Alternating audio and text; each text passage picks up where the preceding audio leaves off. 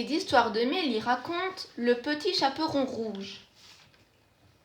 Il était une fois une petite fille que tout le monde aimait bien, surtout sa grand-mère. Elle ne savait qu'entreprendre pour lui faire plaisir. Un jour, elle lui offrit un petit bonnet de velours rouge qui lui allait si bien qu'elle ne voulut plus en porter d'autres. Du coup, on l'appelait Chaperon rouge. Un jour, sa mère lui dit : « Viens voir ma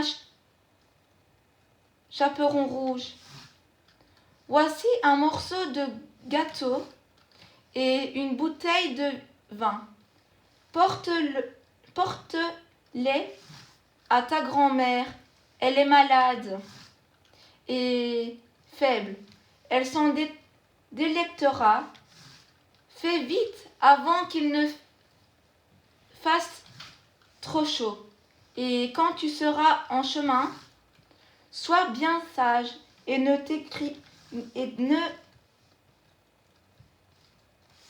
t'écarte pas de ta route. Sinon, tu casserais la bouteille et ta grand-mère n'aura plus rien.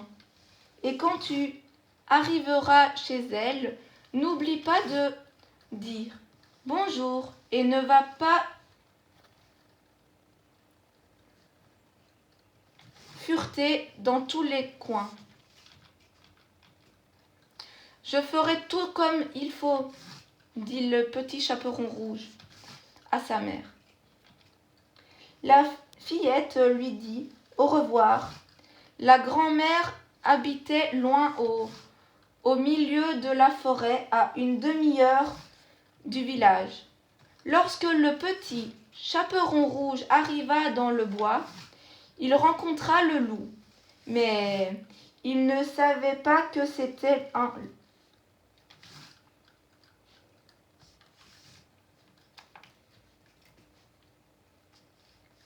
une vilaine bête et ne le craignait point. « Bonjour, chaperon rouge, dit le loup. « Bonjour, loup, dit le chaperon rouge. Où donc vas-tu si tôt, chaperon rouge ? Chez ma grand-mère. Que portes-tu dans ton panier ? Du gâteau et du vin. Hier, nous avons fait de la pâtisserie et ça fera du bien à ma grand-mère. Ça la fortifiera. Où habite donc ta grand-mère, chaperon rouge ? Oh, à un bon quart d'heure d'ici, dans la forêt. Sa maison se trouve sous les 3 gros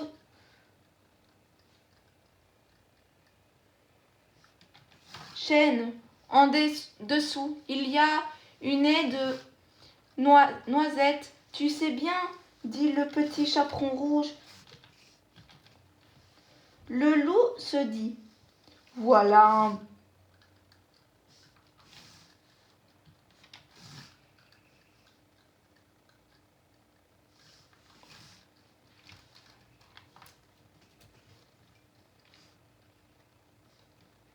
un mets bien jeune et bien tendre.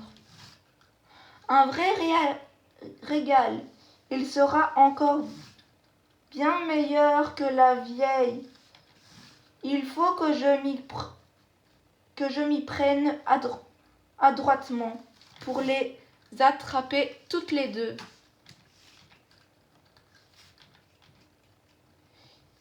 Il l'accompagna un bout de chemin et dit : chaperon rouge, vois ces belles fleurs autour de nous. Pourquoi ne les regardes-tu pas ? J'ai l'impression que Tu n'écoutes même pas comme les oiseaux chanter joliment. Tu marches comme si tu allais à l'école, alors que toi, que tout est si beau ici, dans la forêt. Le petit chaperon rouge ouvrit les yeux et, lorsqu'elle vit comment les rayons du soleil dansaient, d'ici de là, à travers les arbres, et combien tout était plein de fleurs, elle pensa: si j'apportais à ma grand-mère un beau bouquet de fleurs, ça lui fera bien plaisir. Il est encore si tôt que j'arriverai bien à l'heure.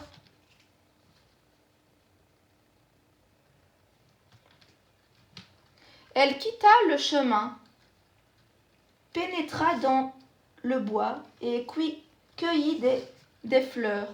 Et chaque fois qu'elle en avait cueilli une, elle se disait: plus loin, j'y vois une plus belle.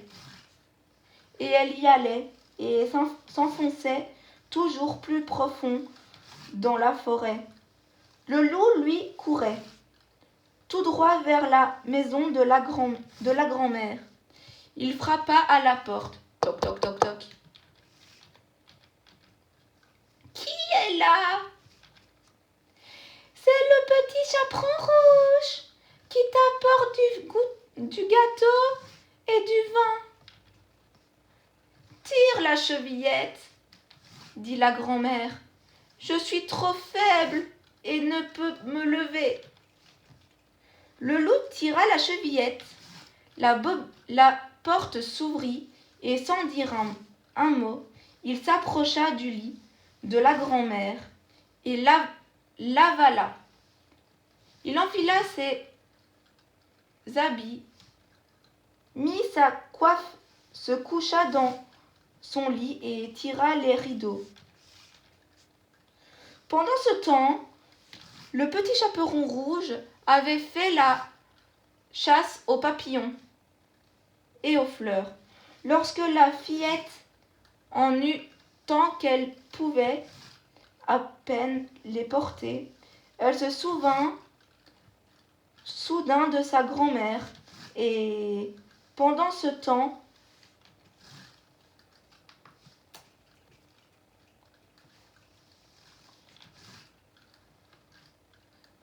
reprit la route pour se rendre auprès d'elle. Elle fut très étonnée de voir la porte ouverte et lorsqu'elle entra dans la chambre, cela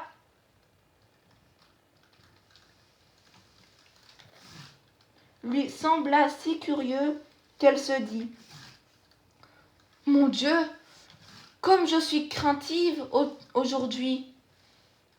Et cependant, d'habitude, je suis si contente d'être auprès de ma grand-mère. Elle s'écria: bonjour! Mais nulle réponse. Elle s'approcha du lit et tira les rideaux. La grand-mère y était couchée, sa coiffe tirée très bas sur son visage. Elle avait l'air bizarre. Oh, grand-mère, comme tu as de grandes oreilles! C'est pour mieux t'entendre. Oh, grand-mère, que tu as de grands yeux! C'est pour mieux te voir. Oh, grand-mère, comme tu as de grandes mains! C'est pour mieux t'étreindre.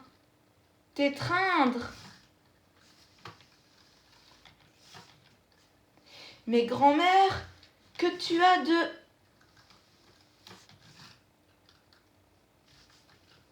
une grande bouche.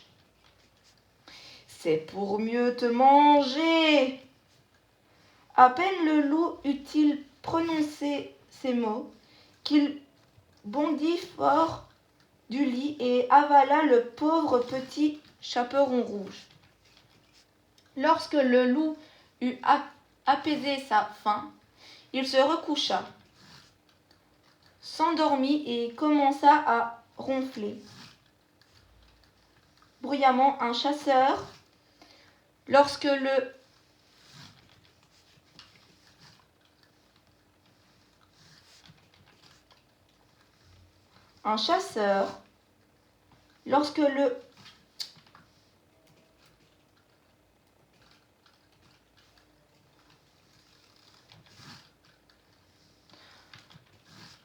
passa justement devant la maison, il se dit: comme cette vieille femme ronfle, il faut que je voie si elle a besoin de quelque chose.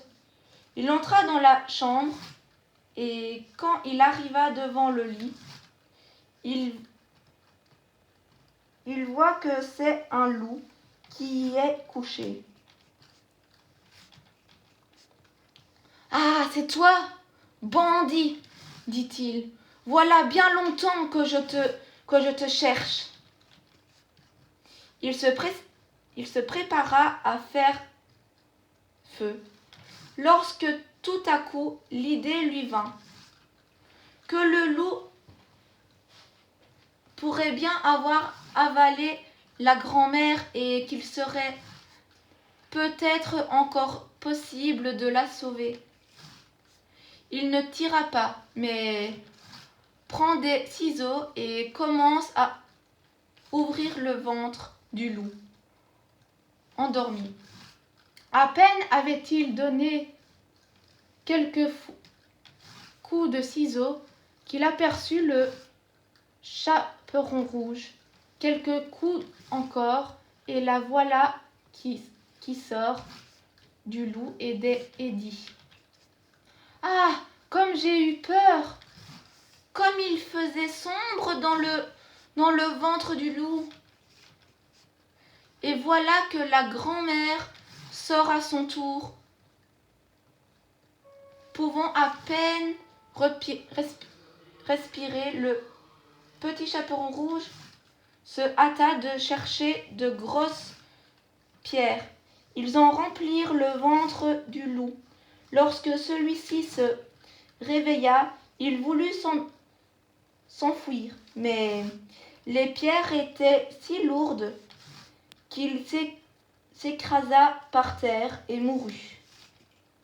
Ils étaient bien contents, tous les trois. Le chasseur